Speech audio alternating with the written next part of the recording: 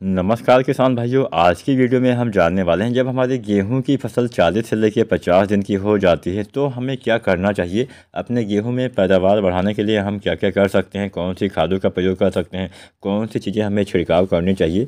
संपूर्ण जानकारी आज की हम इस छोटी सी वीडियो में आपको देने वाले हैं, तो पूरा वीडियो ज़रूर देखिएगा। और चैनल पर नए हैं तो फार्मिंग विद SRJ चैनल को सब्सक्राइब करके बेल आइकन पर ऑल नोटिफिकेशन दबाना मत भूलिए। वीडियो को लाइक शेयर करना मत भूलिएगा। चलिए वीडियो स्टार्ट करते हैं, जानते हैं 40 से 50 दिन पे क्या क्या करना चाहिए।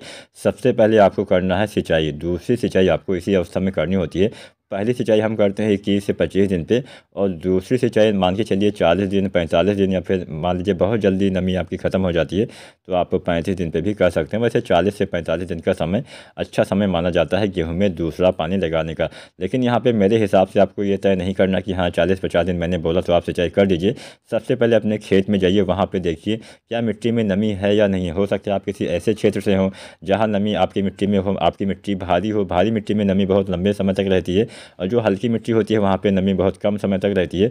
तो अपने खेत के हिसाब से, अपने मिट्टी के हिसाब से आपको सिंचाई करनी है। मेरे कहने के हिसाब से सिंचाई नहीं करनी है। अगर आपको लगे कि हाँ मिट्टी में नमी नहीं है तो सिंचाई कर देनी है। अगर आपको लगता है, देखते हैं कि हाँ मिट्टी में अभी नमी काफ़ी पर्याप्त मात्रा में है, तो आपको सिंचाई नहीं करनी है। तो इस बात का ध्यान रखिएगा। बहुत ज़्यादा पानी मत भरिएगा। बहुत ज़्यादा पानी भरने से भी पीलापन आ जाता है, पौधे की बढ़वार रुक जाती है। क्योंकि ये गेहूं की फसल है आपकी, ये धान की फसल तो है नहीं कि हाँ पानी ज़्यादा भी हो जाएगा तो भी कोई दिक्कत नहीं होगी। तो अब हम जानते हैं 40 से 50 दिन पे क्या करना है। सबसे पहले यहाँ पे किसान साथियों आपको 2 खादों का प्रयोग करना है। कितनी मात्रा में कौन सी खादें डालनी है ये भी मैं आपको बता दूंगा। तो किसान भाइयों, पहली खाद यहाँ पे आपको डालनी है यूरिया। बिना यूरिया की पूर्ति के, बिना नाइट्रोजन की पूर्ति के कभी भी आप गेहूँ में ज़्यादा पैदावार नहीं ले पाएंगे। इस समय नाइट्रोजन की सबसे ज़्यादा आवश्यकता आपके पौधे को होती है, इसलिए मैं बोलता हूँ आपको नाइट्रोजन यानी यूरिया की समस्त मात्रा 50 से 55 दिन के अंदर ही डाल देनी है। इसके बाद में डालने से कोई विशेष लाभ नहीं मिलेगा। हो सकता है आपको नुकसान ही उठाना पड़ जाए। दाने बालियाँ निकलते समय तो यूरिया डालनी ही नहीं चाहिए, नहीं तो बहुत सारी बीमारियाँ, बहुत सारे रोग लगना स्टार्ट हो जाते हैं। तो यहाँ पे 50 से 55 दिन पे आपको यूरिया की समस्त मात्रा डाल देनी है। और 40 से 50 दिन के बीच में आपको किसान साथियों लगभग 40 किलोग्राम जो आती है यूरिया, इसका इस्तेमाल कर देना है। इससे बढ़िया लाभ देखा गया है।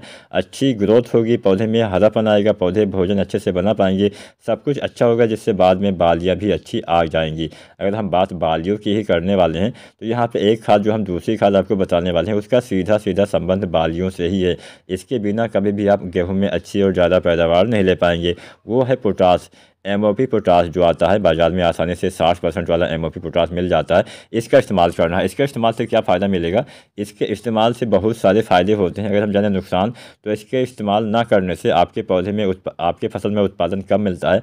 आपकी फसल की बालियाँ छोटी रह जाती है, दाने पतले चिपके रह जाते हैं, दाने का भराव सही ढंग से नहीं हो पाता है, आपके पौधे के तने कमज़ोर रह जाते हैं, आपकी फसल में रोग प्रतिरोधी क्षमता में कमी रह जाती है, जिससे आपके पौधे में जल्दी ही कोई रोग, कोई बीमारियों का अटैक बड़ी आसानी से हो जाता है।